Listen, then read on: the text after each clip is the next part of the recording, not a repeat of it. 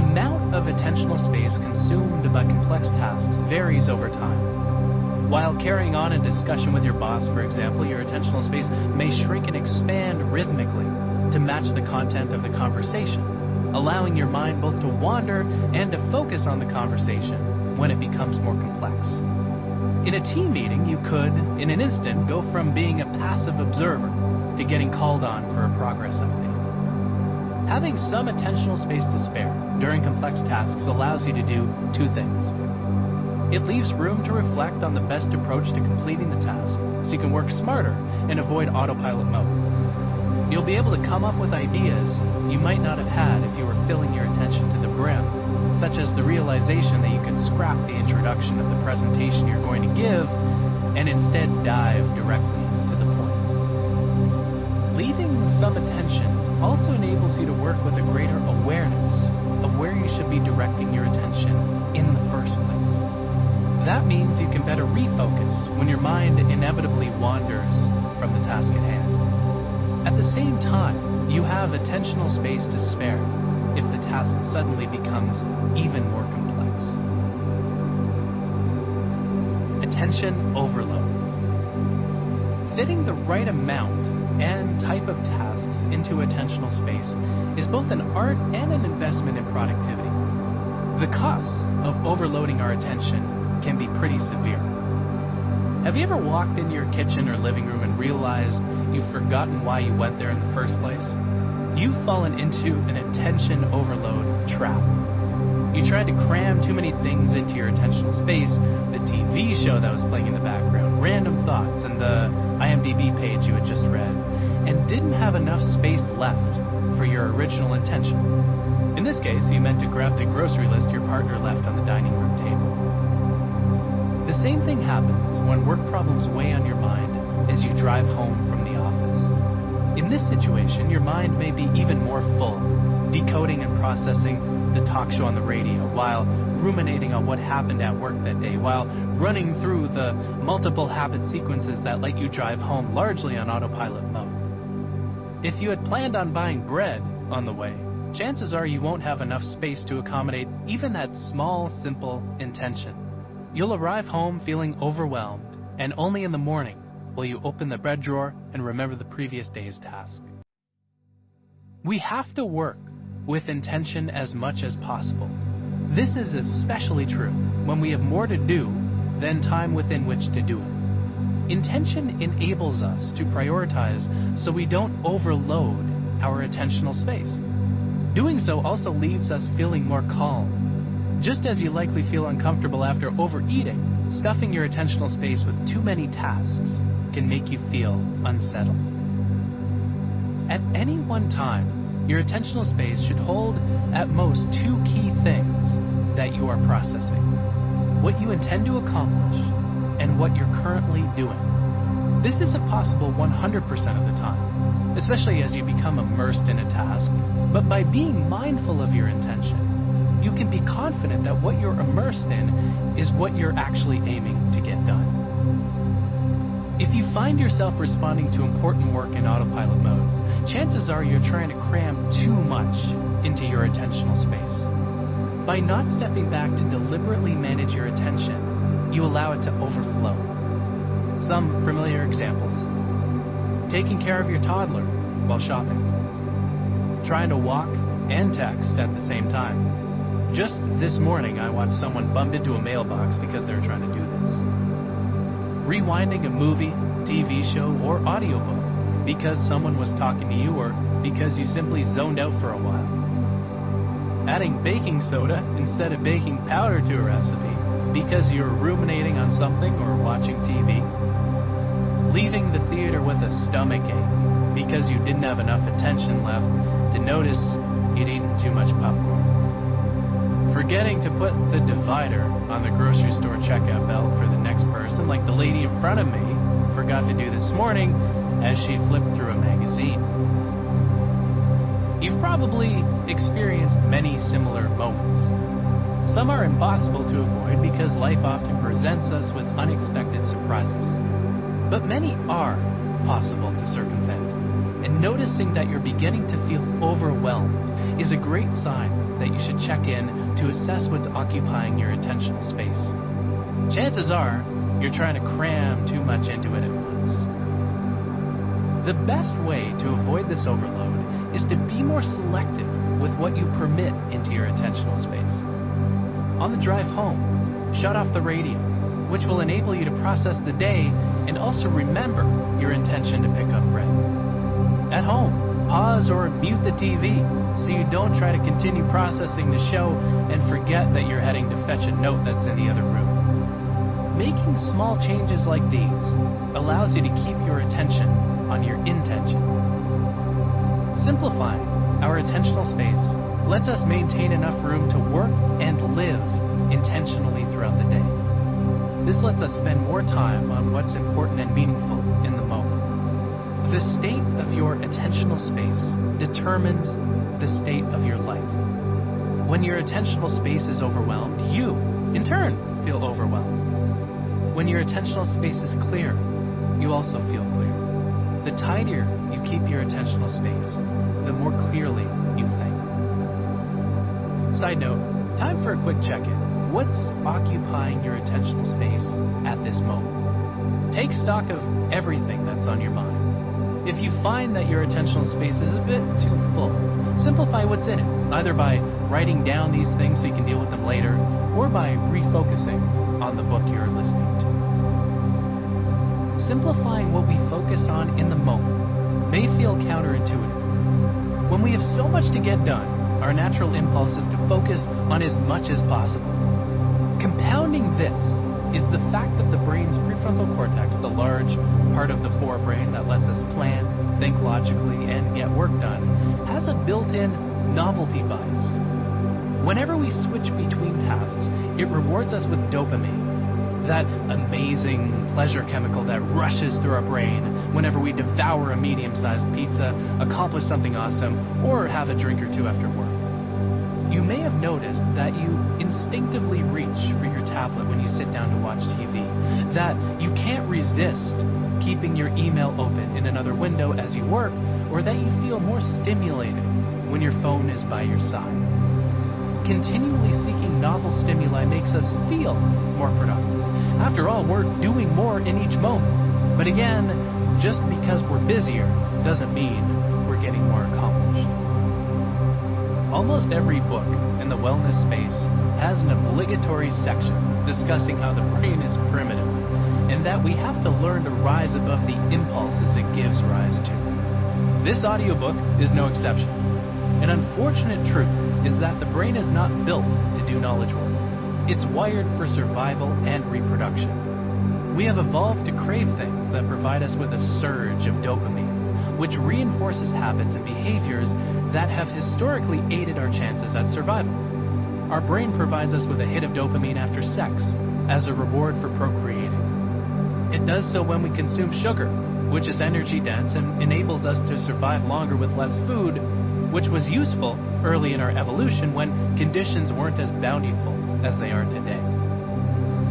Our brains also reward us for poorly managing our attention. Because, for our early ancestors, seeking novel threats in the environment aided their chances of survival. Instead of focusing so deeply on stoking a fire that they were not alert to a prowling tiger, early humans were constantly scanning for potential dangers around them. If that made them a bit less efficient in attending to the fire, they survived to see another day and start another fire.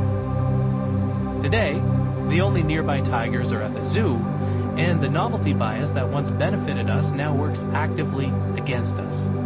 The devices we own, our TV, tablet, computer, and smartphone included, are infinitely more stimulating than the other productive and meaningful things we could be focusing on. And so with fewer predators to worry about, we naturally focus on our electronics instead. After years of researching the topic, I've found that productivity has become a bit of a loaded term. What it usually connotes is a condition that feels cold, corporate, and overly focused on efficiency. I prefer a different and friendlier definition. Productivity means accomplishing what we intend to. If our plan today is to write 3,000 words, rock a presentation with our leadership team, and catch up on our email, and we successfully accomplish all of those, we were perfectly productive. Likewise, if we intend to have a relaxing day and manage to do absolutely nothing, we're again perfectly productive. Being busy doesn't make us productive. It doesn't matter how busy we are if that busyness doesn't lead us to accomplish anything of importance. Productivity is not about cramming more into our days, but about doing the right thing in each moment. The costs add up. It bears repeating that there is nothing inherently wrong with multitasking.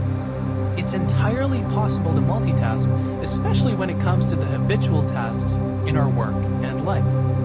But it's important to make a distinction between shifting our attention and multitasking. Multitasking means concurrently trying to focus on more than one thing at a time. Shifting our attention is the movement of our attentional spotlight, or our attentional space, from one task to another. Shifting attention throughout the day is necessary.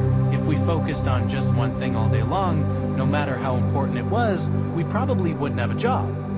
Still, too much shifting can be dangerous, especially when we're surrounded by more novel objects and distractions than our brain is capable of handling. While slipping into autopilot mode is the largest cost of attention overflow, there are other disadvantages as well. For starters, letting your attentional space overflow affects your memory. You may have noticed that when you watch TV or a movie with your phone by your side, you recall much less of what you've seen. In fact, I've noticed that as I've allowed more devices into my life, I remember less in general. Technology speeds up time by tempting us in each moment to fill our attention to the brim. This leads us to remember less, because it is only when we pay attention to something that our brain actively encodes it into memory. This is why you should deliberately pay more attention to tasks you recently forgot, shutting off the oven, for example. Studying works for the same reason. By paying attention to information multiple times, you are more likely to remember it. When we make our attentional space juggle too many tasks, we fail to notice and remember the details of our most important work. When we multitask, we even process our work with an entirely different part of our brain. Take study as an example. As Russell Poldrack, a psychology professor at Stanford, explained to me, quote, "When we learn while we multitask, we rely more heavily on the basal ganglia, a brain system that's involved in the learning of skills and habits," end quote. However, quote, "when we encode information in a more focused state, we rely more heavily on our brain's hippocampus, which actually lets us store and recall the information," end quote. What use is our time, if not to create memories of conversations, meals, vacations, and other experiences? When we fail to focus deeply on any one thing, we instead only focus on the highlights of what we're doing, and, as a consequence, later forget how we spent our time. Letting our attention overflow makes our actions less meaningful, because we don't remember how we spent our time in the first place. This affects our productivity in the long run. We make more mistakes because we don't properly encode the lessons we learned the first time we messed up. We also accumulate less knowledge, which, when we do knowledge work for a living, sets us back in the long run. Constantly shifting our attentional spotlight to focus on one thing and then another not only prevents the formation of memories, but also undermines our productivity. Research shows that the more often we fill our attention to the brim, the longer it takes to switch between tasks, the less we're able to filter out irrelevant information on the fly, and the poorer we become at suppressing the urge to switch between tasks in the first place. As I mentioned back in Chapter 0, when we're working in front of a computer, a device that's obviously chock full of novel things to focus on average, we work for just 40 seconds before we're either interrupted or distracted. In other words, interrupt ourselves. This number becomes even more concerning when you consider the fact that our phone is by our side and interrupting us as well. Needless to say, our best work happens beyond this 40-second mark. Nearly every single important task takes more than 40 seconds of focused attention to do well. Another study looked at how often 50 people switched between tasks and examined the average focus duration of the 10 most and least distracted participants. The most distracted multitaskers switched between tasks every 29 seconds, and the least distracted participants switched between tasks every 75 seconds. In other words, the most focused participants barely worked for a minute before becoming distracted. Side note, I've devoted an entire chapter later in the audiobook to dealing with these distractions and interruptions. But here's a quick tip. One of the best things you can do for your productivity is launch the Settings app on your phone and scroll through the notification settings for each app. Shut off all the ones that aren't absolutely necessary. Do the same on your computer and tablet if you frequently find your focus derailed as you use these devices.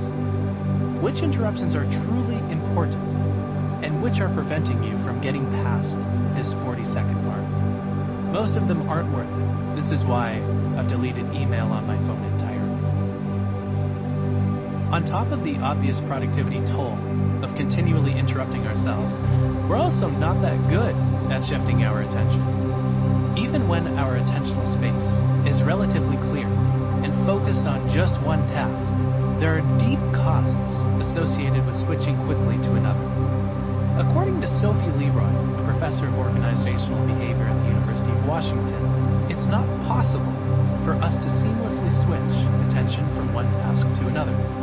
Leroy coined the term attention residue to describe the fragments of the previous task that remain in our attentional space after we shift to another activity.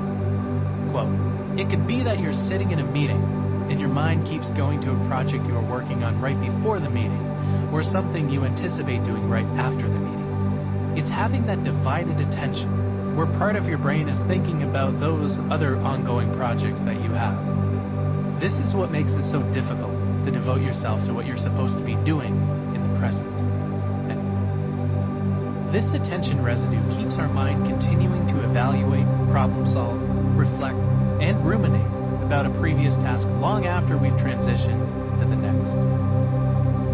Switching becomes easier only once we finish the task, especially when time pressure, like a deadline, motivates us to get the task done. Quote, "By contrast," end quote, Leroy explains, quote, "if you work on something that you don't really have to rush, but you get it done, your brain can keep thinking about, what else should I have done? Or, is there another way to do this task? Or maybe I could have done better." Even though the task is completed, it's hard for your brain to get closure in general, end quote. Since our brain is no longer motivated to complete these loose deadline tasks, Leroy found that, quote, "the mental activation of the goal diminishes," end quote. Time pressure narrows our focus on the task, restricting us from considering a number of more creative ways to complete it. We don't question our approach as much because we haven't stepped back to consider the alternatives. This makes it easier to switch. All this raises a question. Just how severe is the productivity cost of switching? Switching does make your work more stimulating, and its cost may be worth bearing if your work takes only 5% longer and you make only the occasional mistake. In practice, though, the cost is usually much greater. One study found that when we continually switch between tasks, our work takes 50% longer compared with doing one task from start to completion. If you're working on a pressure or deadline-free project, consider taking a break before starting something else so more of that attention residue can dissipate. As far as your productivity is concerned, the best time to take a break is after you've finished with a big task. The quality of your attention. Intention is the bouncer of your attentional space. It lets in the productive objects of attention and keeps the distractions out. Few things will benefit your overall quality of life more than focusing with intention. It isn't possible to work and live with intention 100% of the time. Demands get in the way, our focus shifts, and our attentional space overflows. But we can maintain our intention for enough of the day to accomplish a lot more than we would otherwise. This chapter has been largely theoretical. In order to put its advice into practice, you'll need to learn to do several things. Set intentions more often, modify your environment to be less distracting, overcome the mental resistance you have to certain tasks, eliminate distractions before they derail you, and clear the distractions inside your own head. The subsequent chapters cover each of these ideas in turn, but understanding the principles behind them is essential. Choosing where your attention is focused and maintaining a clear attentional space accomplishes several things at once. You will accomplish what you intend to more often, focus more deeply because you become a better defender of your attentional space, remember more because you're able to more deeply process what you're doing, experience less guilt and doubt knowing you've worked with intention, waste less time on unimportant things, fall victim to fewer distractions, both external and internal, experience greater mental clarity, reduced stress, and fewer feelings of being overwhelmed. Feel a stronger purpose behind your work because you've chosen what's worthy of your attention. Working with intention also prevents you from experiencing feelings of dullness, which stem from having a lack of purpose. And develop deeper relationships and friendships as you spend more attention, not just time, with people. There are numerous ways to measure the quality of your attention, but I've developed 3 measures to track my own progress. You can use these yardsticks to measure your progress as you adopt the tactics in this audiobook into your life. 1. How much of your time you spend intentionally. 2. How long you can hold your focus for in one sitting. 3. How long your mind wanders before you catch it. Now, it's time to get tactical. Chapter 3. The Power of HyperFocus. Introducing HyperFocus. Think back to your last uber-productive workday, one where you accomplished a huge amount. On that day, chances are a number of things were true. For starters, you were probably focused on only one thing, maybe out of necessity, driven by a deadline. This one task filled your attentional space. You were also likely able to dodge distractions and quickly got back on track every time an interruption did come up. While you were working with intense focus, you weren't working frantically, constantly switching between tasks. When your attention wandered, which it still did often, but less than usual, you quickly brought it back to the task at hand. Your work was probably also at a comfortable level of difficulty, not so hard as to be intimidating, not so easy that it could be done out of habit. Because of this, you may have even become completely engrossed in your work, entering a flow state, where each time you looked at the clock another hour had flown by, even though you experienced that time as only 15 minutes. Miraculously, you managed to accomplish the equivalent of several hours of work in each of them. Finally, once you overcame the hurdle of getting started, you experienced little resistance to continuing. Even though you were working hard, you weren't exhausted afterward. Curiously, you were less tired than after slower work days. Your motivation remained strong, even if you had to stop working because you got hungry, or had a meeting, or it was time to head home. On this day, you activated your brain's most powerful mode, HyperFocus. A footnote on this. This term originates in ADHD literature and describes the phenomenon when a single task consumes one's full attention, whether or not that task is important. It's not that those with ADHD can't focus, it's that it's more difficult for them to control when they do. I've adapted the term to have a similar meaning: intense focus, but coupled with deliberate attention. It doesn't matter how deeply you focus if what you're focusing on is not important. When you hyperfocus on a task, you expand one task, project, or other object of attention so it fills your attentional space completely. You enter this mode by managing your attention deliberately and purposefully, by choosing one object of attention, eliminating distractions that will inevitably arise as you work, and then focusing on just that one task. Hyperfocus is many things at once. It's deliberate, undistracted, and quick to refocus, and it leads us to become completely immersed in our work. It also makes us immensely happy. Recall how energized you were by your work the last time you found yourself in this state. In hyperfocus, you might even feel more relaxed than you usually are when you work. Allowing one task or project to consume your full attentional space means this state doesn't make you feel stressed or overworked. Your attentional space doesn't overflow, and your work doesn't feel nearly as chaotic. Since hyperfocus is so much more productive, you can slow down a bit and still accomplish an incredible amount in a short period of time. This mode may feel like an elusive luxury in the on-the-go environments in which we work and live today, but nothing could be further from the truth. Hyperfocus means you're less busy because you're permitting fewer objects into your attentional space. Picking which tasks to work on ahead of time lets you focus on what's actually important in the moment. This has never been more crucial than in our knowledge work environments where not all tasks are created equal. You'll often accomplish more in 1 hour of hyperfocus than in an entire day spent filling your attentional space to the brim with multiple and often undeliberate concerns. This is counterintuitive, but absolutely essential advice. The more demands made on your time, the more essential it becomes to choose what and how many things you pay attention to. You're never too busy to hyperfocus.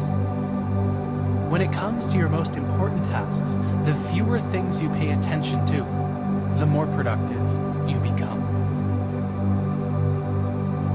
Hyperfocusing on habits. The most important aspect of hyperfocus is that only one productive or meaningful task consumes your attentional space. This is simply non-negotiable. Here's why. The most critical tasks, projects, and commitments benefit from every bit of extra attention. They're usually not habits, which by default don't often consume your full attentional space. This is not to say that it's impossible to hyperfocus on a habit. There is no task too small to consume your attention. If you tried hard enough, you could commit your complete attention to watching paint dry. But there are two reasons why this mental mode is best preserved for complex tasks rather than habits. First, hyperfocus requires willpower and mental energy to activate, drawing from the limited supply we have to make it through the day. Because habits consume so little of our attentional space, there's really no need to hyperfocus on them. Second, and more interesting, while your performance on complex tasks benefits when you focus more completely, your habitual task performance actually suffers when you focus with your complete attention. You may have experienced this the last time you noticed someone watching you walk, and you brought your focus to making sure you walk like a perfectly normal human being. Chances are you immediately started moving like a full-blown mechanical robot, feeling as if you were flailing all over the sidewalk. To put it bluntly, your walking performance suffered. A footnote on this effect is partially due to what in psychology circles is known as the spotlight effect, where you think everyone's watching you when really they couldn't care less. Or maybe the last time you went bowling, you found yourself thinking about why you were scoring more points than usual, what exactly you were doing well. But then your opponent started pulling ahead and eventually won. You choked, and your performance suffered by your bringing your full attention to a game you usually play out of habit. Studies analyzing skilled typists found the same phenomenon. The more attention they brought to their typing, the slower they typed, and the more mistakes they made. When doing such habitual tasks, it's best to not focus completely on what you're doing.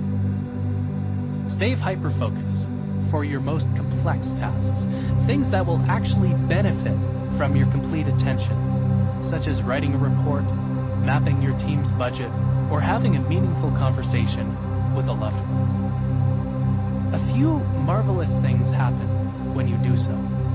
First, because you're focusing on a single task, you likely have some attentional space to spare, enough that you are also able to keep your original intention in mind.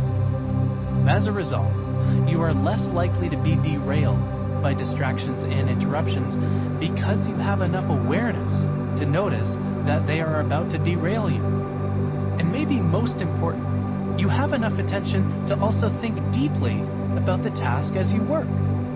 This allows you to remember and learn more, get back on track when your mind wanders, and consider alternative approaches as you solve problems. All of this will save you an immense amount of time in completing the task. One of the best ways to get more done and done faster is by preventing yourself from focusing on things that aren't important. The 4 stages of hyperfocus. In any given moment, you're focused on either your external environment, the thoughts in your head, or both. Engaging solely with your external environment means you're effectively living on autopilot mode. You slip into this mode as you wait for the traffic light to change, or find yourself bouncing around a loop of the same apps on your phone. When you're engaged only with the thoughts in your head, you're daydreaming. This can happen when you go on a quick walk without your phone, your mind wanders in the shower, or you go for a jog. You enter into hyperfocus when you engage both your thoughts and your external environment and direct them at one thing intentionally. A footnote on this. In this way, hyperfocus is the state that precedes what Mihai Csikszentmihalyi calls a flow state. The state where we're entirely absorbed in what we're doing and time passes at a much faster rate. As Csikszentmihalyi explains in Flow, when we're immersed in this state, quote, nothing else seems to matter. End quote. This is yet another reason why focusing on only one thing is essential.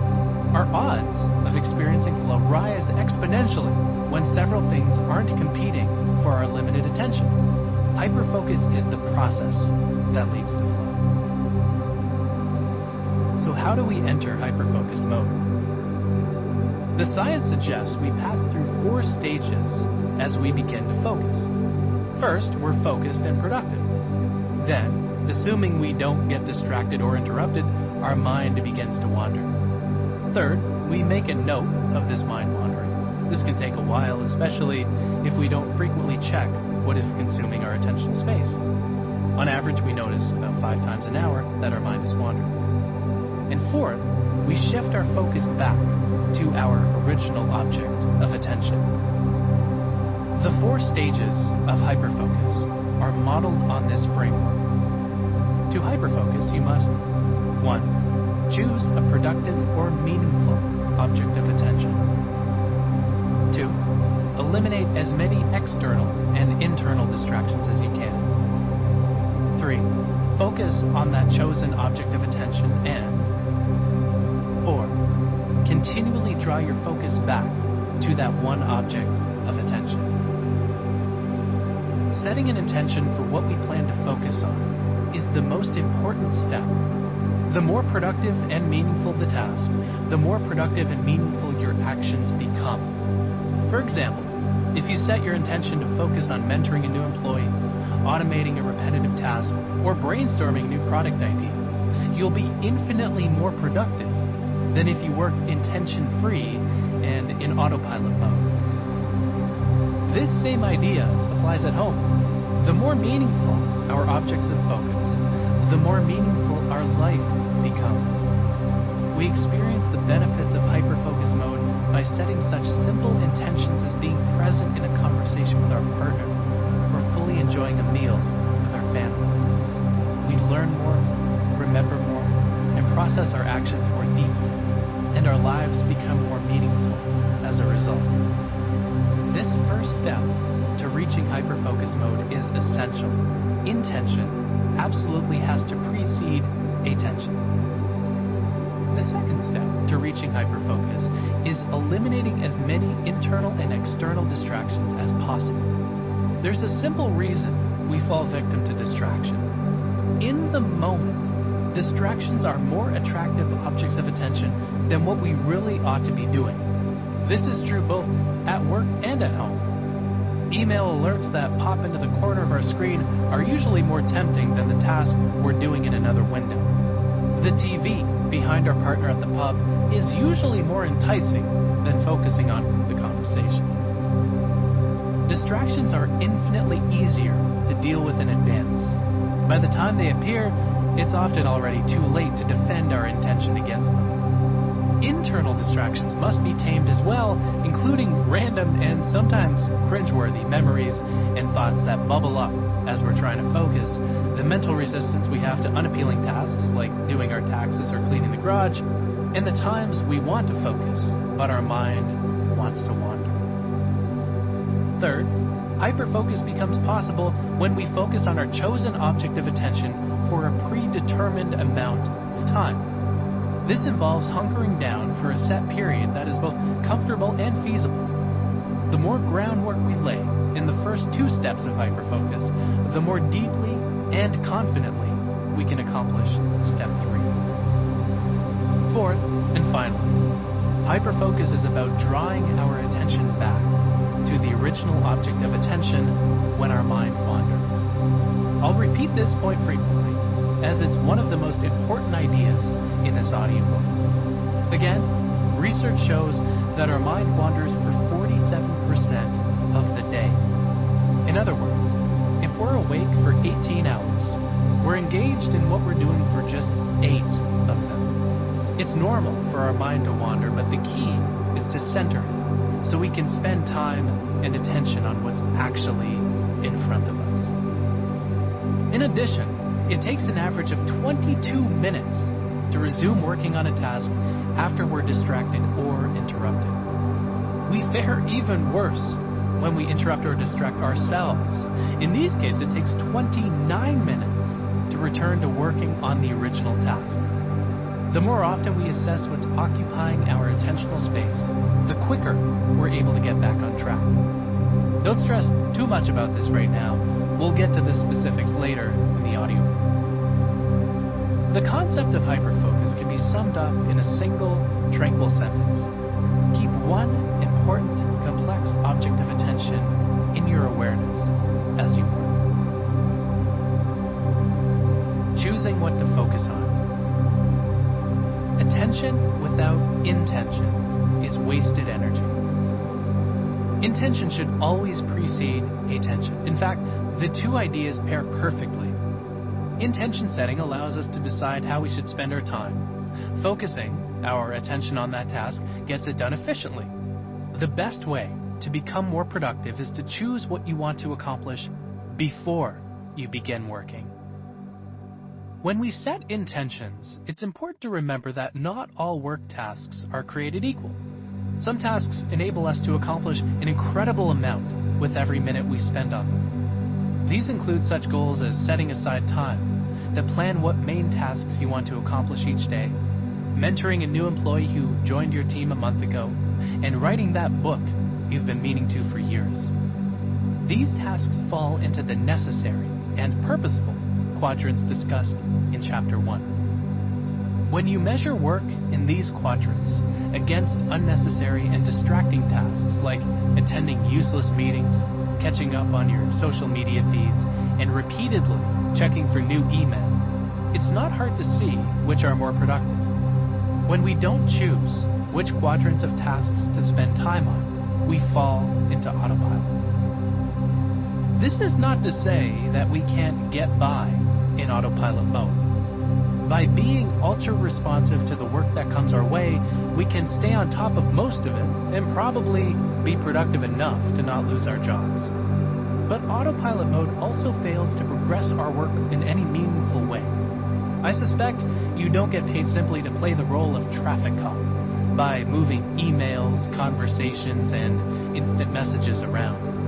Such tasks and answering unanticipated demands that come your way are always necessary.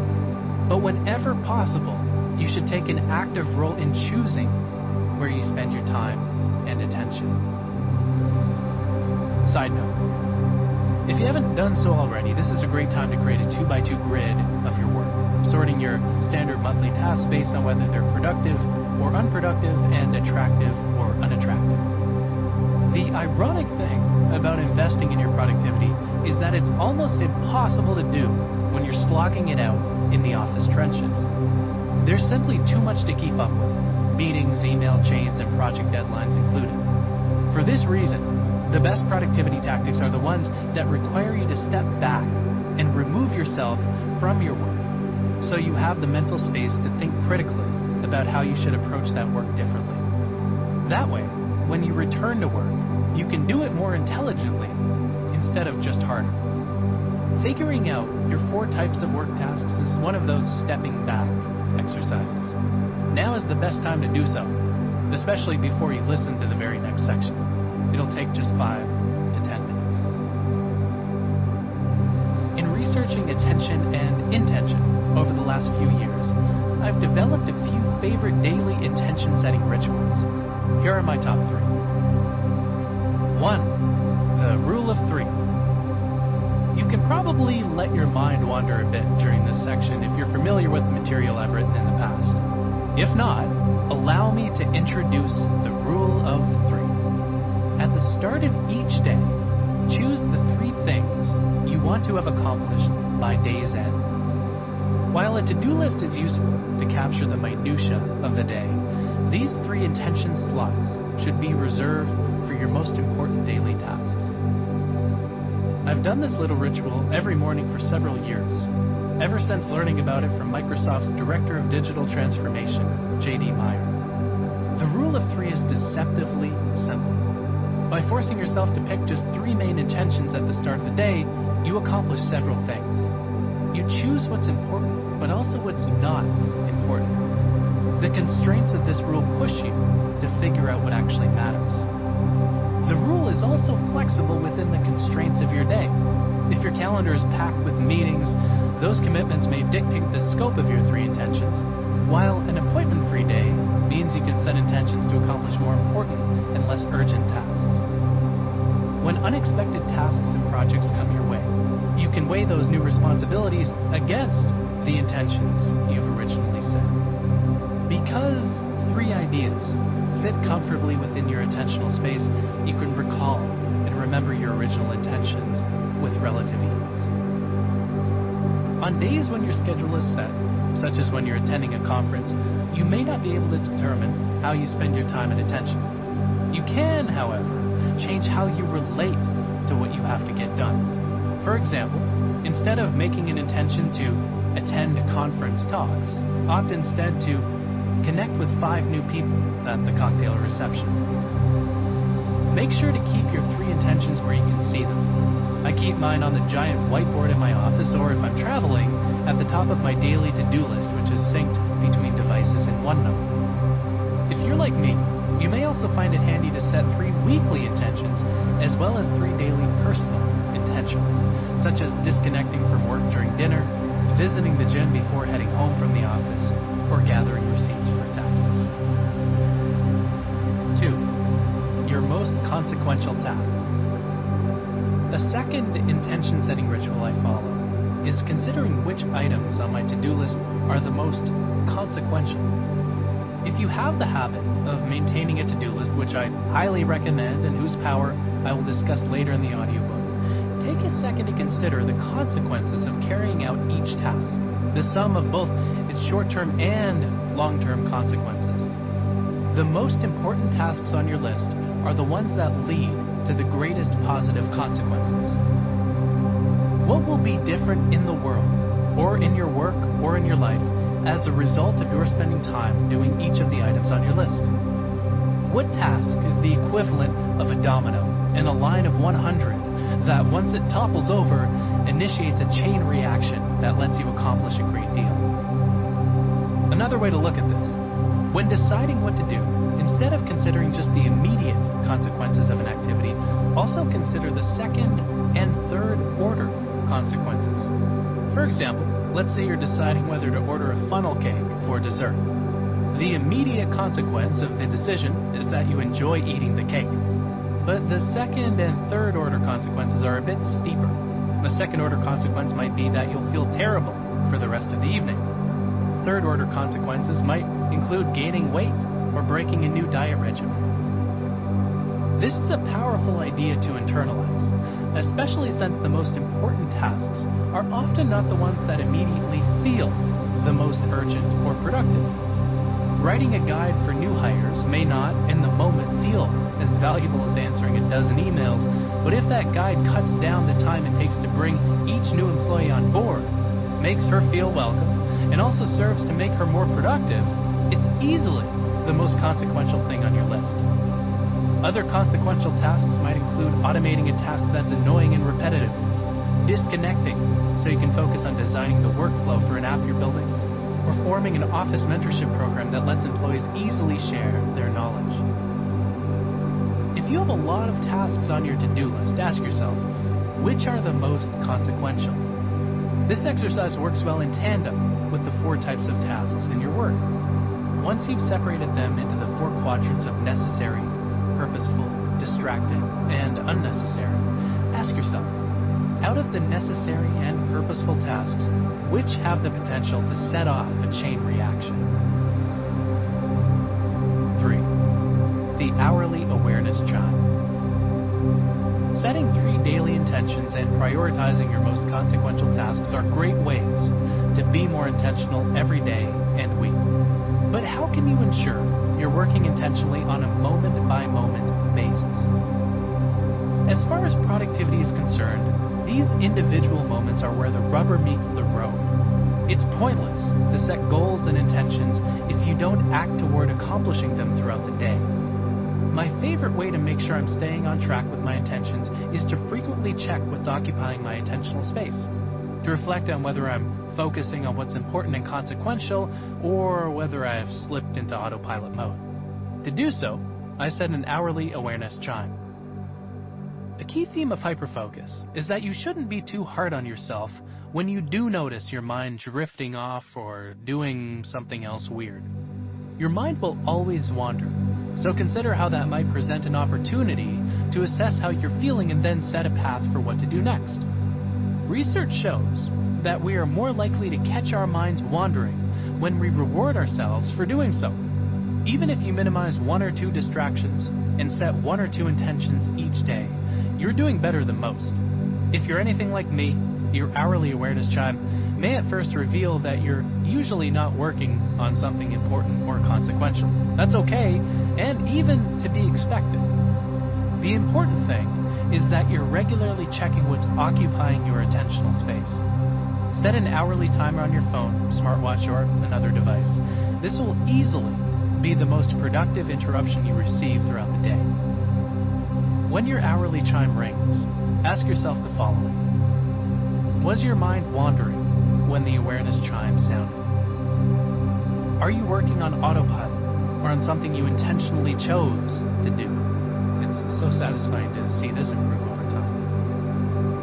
Are you immersed in a productive task? If so, how long have you spent focusing on it? If it was an oppressive amount of time, don't let the awareness chime trip you up. Keep going. What's the most consequential thing you could be doing right now? Are you working on it? How full is your attentional space? Is it overflowing, or do you have attention to spare? Are there distractions preventing you from hyper-focusing on your work? You don't have to answer all of these questions. Pick 2 or 3 prompts that you find the most useful, ones that will make you refocus on what's important. Doing this hourly increases all 3 measures of attention quality. It helps you focus longer because you spot and prevent distractions on the horizon. You notice more often that your mind has wandered and can refocus it. And you can, over time, spend more of your day working intentionally. When you first start this check-in, you probably won't fare so well and will find yourself frequently working on autopilot, getting distracted, and spending time on unnecessary and distracting tasks. That's fine. When you do, adjust course to work on a task that's more productive and tame whatever distractions derailed you in that moment. If you notice the same distractions frequently popping up, make a plan to deal with them. We'll get to this in the next chapter. Try setting an hourly awareness chime for one workday this week. While at first the interruptions will admittedly be annoying, they'll establish a valuable new habit. If you don't like the idea of an awareness chime, try using a few cues in your environment that trigger you to think about what's occupying your attentional space. I no longer use an hourly awareness chime, though I found it to be the most helpful method to get into the practice. Today, I reflect on what I've been working on during a few predetermined times. Each time I walk to the washroom, when I leave my desk to get water or tea, or when my phone rings. I answer the call after a few rings once I've reflected on what was occupying my attentional space. How to set stronger intentions. Over the last few decades, Peter Gollwitzer has been one of the most renowned contributors to the field of intention. He's perhaps best known for his groundbreaking research on the importance of not only setting intentions, but also making them very specific. While we often achieve our vague intentions, specific intentions greatly increase our odds of overall success. Let's say, for example, you rushed to set your personal intentions this morning and came up with this list. 1. Go to the gym. 2. Quit working when I get home. And 3. Go to bed by a reasonable time. I've deliberately made these intentions vague, but how can we make them more specific and likely to stick? First, it's worth considering how effective these intentions are as I formulated them. They will certainly prove to be more effective than doing nothing. In fact, Gollwitzer's research discovered that even vague intentions, like these, boost your odds of successfully carrying them out by around 20% to 30%. So if you're lucky, you might cross another 1 or 2 off the list. Not bad. Setting more specific intentions, however, does something remarkable. It makes our odds of success much higher. In one study, Gollwitzer and his research colleague Veronica Brandstetter asked participants to set an intention to complete a difficult goal over Christmas break, such as completing a term paper, finding a new apartment, or settling a conflict with their significant other. Some students set a vague intention, while others set what Gollwitzer calls an implementation intention. As he explains the term, quote, make a very detailed plan on how you want to achieve what you want to achieve. What I'm arguing in my research is that goals need plans, ideally plans that include when, where, and which kind of action to move towards the goal, end quote. In other words, if a student's vague goal was to find an apartment during Christmas break, his implementation intention could be, I will hunt for apartments on Craigslist and email 3 apartment landlords in the weeks leading up to Christmas. Comparing Gollwitzer and Bronstetter's 2 participant groups is where things get interesting. A remarkable 62% of students who set a specific implementation intention followed through on their goals. The group that did not set an implementation intention fared a lot more poorly, following through on their original intention a third as often, a paltry 22% of the time. This effect, which subsequent studies validated further, was positively staggering. Setting specific intentions can double or triple your odds of success. With that in mind, let's quickly turn my 3 vague intentions into implementation intentions. 1. Go to the gym becomes schedule and go to the gym on my lunch break. 2. Quit working when I get home is reframed as put my work phone on airplane mode and my work laptop in another room and stay disconnected for the evening. 3. Get to bed by a reasonable time becomes set a bedtime alarm for 10 p.m. and when it goes off, start winding down. Implementation intentions are powerful in much the same way as habits. When you begin a habit, your brain carries out the rest of the sequence largely on autopilot. Once you have a game plan, for an implementation intention. When you encounter the environmental cue to initiate it, your lunch break rolls around, you get home after a stressful day at work, or your bedtime alarm goes off, you subconsciously get the ball rolling to accomplish your goals.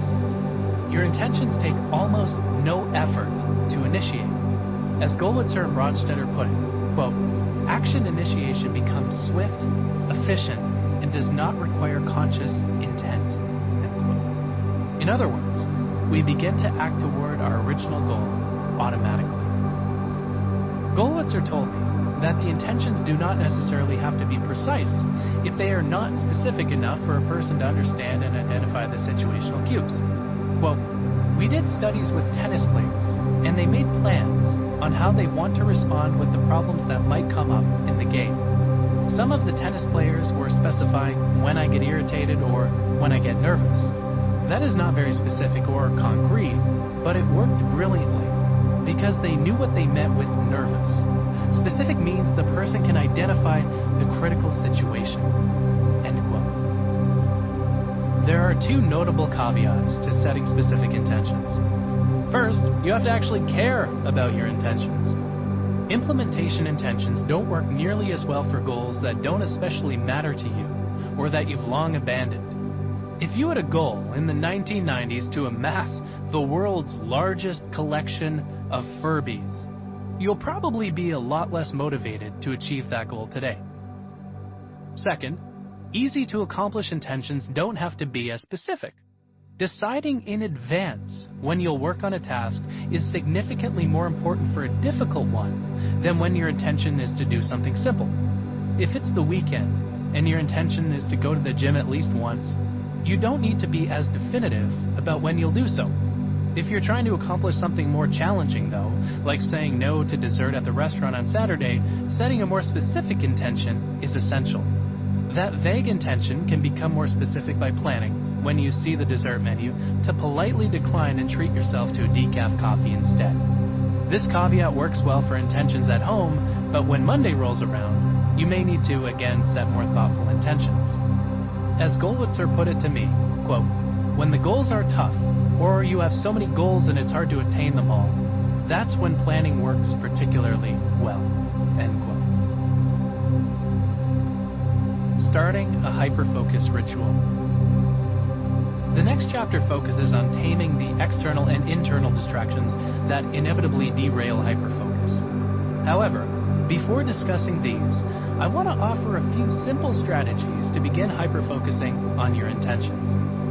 These will become infinitely more powerful as you learn to tame the distractions in your work in advance. Let's first cover how to focus and then when. Both ideas are pretty simple. How to hyperfocus. Start by feeling out how long you want to hyperfocus. Have a dialogue with yourself about how resistant you feel toward the mode, particularly if you're about to hunker down on a difficult, frustrating, or unstructured task. As an example, do I feel comfortable focusing for an hour? No way. 45 minutes? Better, but still no. 30 minutes? It's doable. Okay, 25 minutes? Actually, I could probably do that. It's incredibly rewarding to experience your hyperfocus time limit increase over time. Push yourself, but not too hard. When I started practicing hyperfocus, I began with 15-minute blocks of time, each punctuated by a 5 to 10-minute distraction break. Hyperfocusing all day would be a chore, and a few stimulating distractions are always fun, especially at first. You'll soon become accustomed to working with fewer distractions. Anticipate obstacles ahead of time. If I know I have a busy few days coming up, at the beginning of the week I like to schedule my hyperfocus periods, several chunks of time throughout the week that I'll use to focus on something important. This way, I make sure to carve out time to hyperfocus instead of getting swept up in last-minute tasks and putting out proverbial fires. Such planning lets my coworkers and assistant know not to book me during these times, and it also reminds me when I'm committed to focus. In weeks like these, a few minutes of advanced planning can save hours of wasted productivity. Set a timer. I usually use my phone for this, which might sound ironic given the distractions it can bring. If these phone distractions will cause a focus black hole, either put it on airplane mode or use a watch or other timer. HyperFocus. When you notice that your mind has wandered or that you've gotten distracted, bring your attention back to your intention. Again,